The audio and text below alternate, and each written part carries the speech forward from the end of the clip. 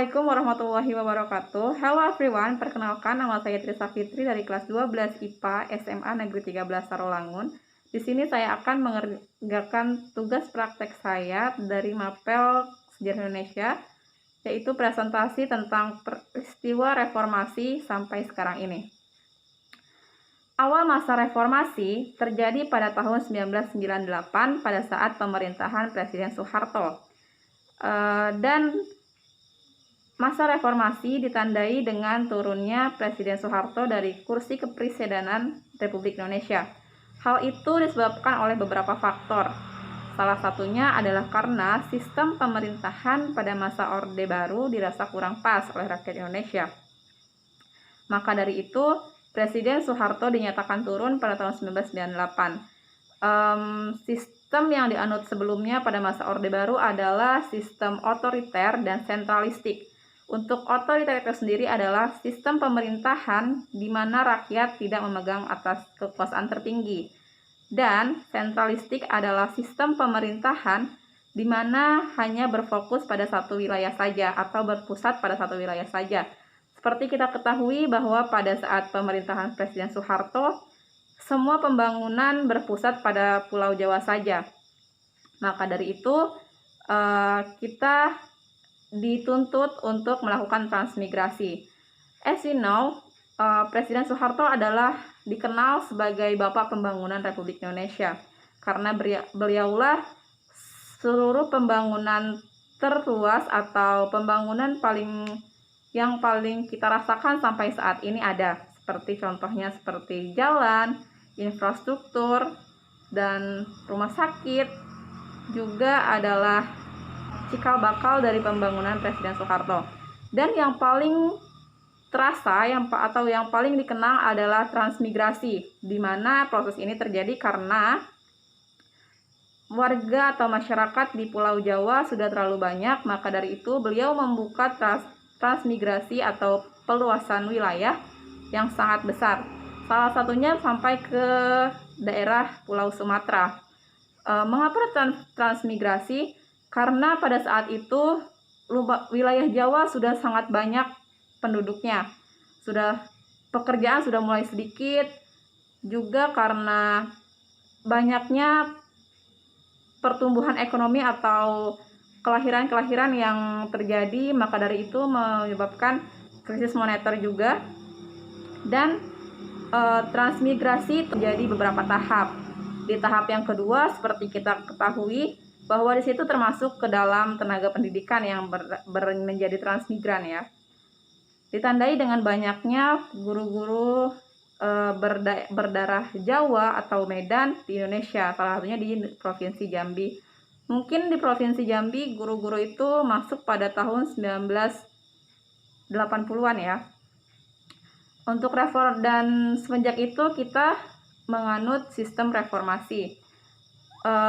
Setelah tahun 1998, pemerintahan berganti menjadi reformasi. Untuk reformasi sendiri adalah merupakan suatu gerakan yang menghendaki adanya perubahan kehidupan masyarakat, berbangsa dan bernegara ke arah yang lebih baik secara konstitusional, yaitu persamaan hak, baik antara warga negara di Pulau Sumatera, Jawa, Kalimantan, Sulawesi, Papua, dan yang lainnya yang masih ada di Indonesia untuk mempunyai hak yang sama karena kita memiliki satu pemerintah dan satu presiden.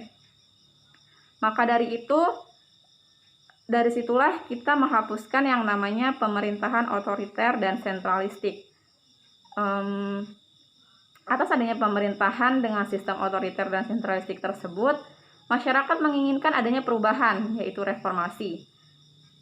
Supaya pembangunan lebih menyeluruh, dapat kita simpulkan karena pemerintahan sentralistik, banyak wilayah-wilayah yang memecahkan diri dari Indonesia, terutama yang masih kita rasakan sampai sekarang ini adalah gerakan Papua Merdeka.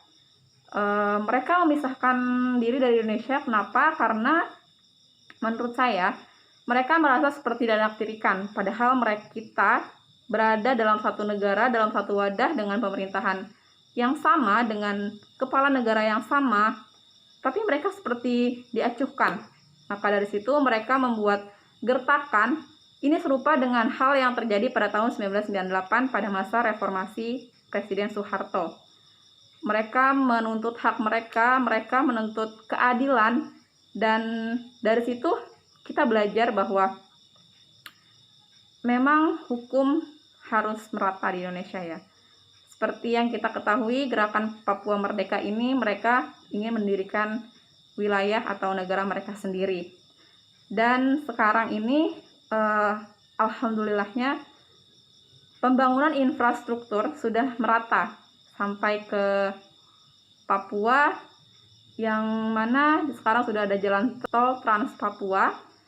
Dari situlah kita seperti merasakan, orang Papua lebih tepatnya merasakan hal yang sama setelah beberapa tahun mereka baru merasakan, sedangkan kita sudah duluan, alhamdulillah. Mungkin dengan adanya dihapuskannya sistem otoriter dan sentralistik ini sangat membantu sekali bagi mereka, karena perluasan wilayah yang menyeluruh membuat Indonesia semakin kaya dalam memperdalam persatuan. Dari situlah kita dapat melihat bahwa ternyata kita adalah satu walaupun berbeda-beda. Di masa reformasi yang sekarang ini, tentu saja tidak terlepas dari perjuangan orang-orang yang berjuang untuk mempertahankan Indonesia pada saat masa reformasi. Diketahui sebelum masa reformasi, Indonesia pernah berada di titik perekonomian yang sangat lemah, yaitu pada saat krisis moneter tahun 1998. Hal itu mengacu pada kawan seperti mahasiswa, bahkan dari beberapa kalangan pelajar, pedagang, juga petani, sama-sama ikut melaksanakan demo besar-besaran meminta kepada DPR dan MPR untuk menurunkan Presiden Soeharto dari jabatannya. Dari situlah babak baru pemerintahan negara RI dimulai di bawah kepemimpinan Presiden Baharudin Yusuf Habibie, atau yang familiar kita sapa adalah Bapak Habibie. Negara dimulai di bawah kepemimpinan beliau. Tak berserang lama, beliau digantikan lagi oleh Bapak Presiden Abdurrahman Wahid, atau yang kita sebut Gus Dur, dan pada Ibu Megawati Soekarno Putri pada Bapak Susilo Bambang Yudhoyono pada tahun 2004, beliau memegang jabatan selama 2 periode, yaitu pada tahun 2004 sampai 2009, lalu 2009 sampai 2014. Dan sekarang ini kita masuk ke pemerintahan Bapak Joko Widodo pada kabinet kerja ya. Beliau juga sudah memerintah selama 2 periode, yaitu pada tahun 2014 sampai 2018 dan 2018 sampai sekarang ini. Di era reformasi seperti sekarang ini, pemerintahan semakin membaik. Tidak ada lagi krisis moneter, suara rakyat sudah diutamakan karena adanya HAM, yaitu hak atas berpendapat, hak untuk hidup, hak untuk sejahtera, dan hak untuk lain. Juga sudah diberlakukan sistem otonomi daerah, tidak lagi sentralistik seperti yang saya sebutkan sebelumnya, bahwa sekarang kita sudah menganut sistem otonomi daerah, yaitu di mana pemerintah daerah diberikan keluasan untuk mengelola atau merealisasikan atas pemerintahan di dalam daerahnya sendiri, terlepas dari pemerintah pusat. Dan menurut saya itu sangat berguna, karena kenapa sangat pas? Karena tentu saja sumber daya dalam daerah, setiap masing-masing daerah itu berbeda. Maka dari itu, pemerintah daerah diberikan keluasan untuk mengelola sumber dayanya sendiri dan tidak lagi diberlakukan sistem pemerintahan sentralistik yang hanya berpusat pada satu wilayahan saja. Dan dilihat dari yang sekarang kita rasakan, bahwa apalagi di situasi seperti sekarang adalah COVID-19, kita sangat mengetahui betul bagaimana upaya pemerintah untuk mengatasi COVID-19 ini. Banyaknya dibuka vaksinasi serba gratis untuk warga negara Indonesia. Itu adalah merupakan upaya-upaya pemerintah dalam menanggulanginya, dan menurut saya itu sangat worth sekali.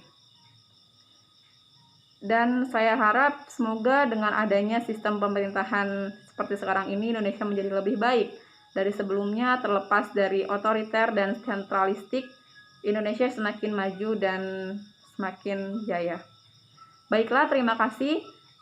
Mungkin sekian yang saya sampaikan. Apabila ada kurang kata, saya mohon maaf yang sebesar-besarnya. Wabillahi taufiq wal hidayah. Wassalamualaikum warahmatullahi wabarakatuh.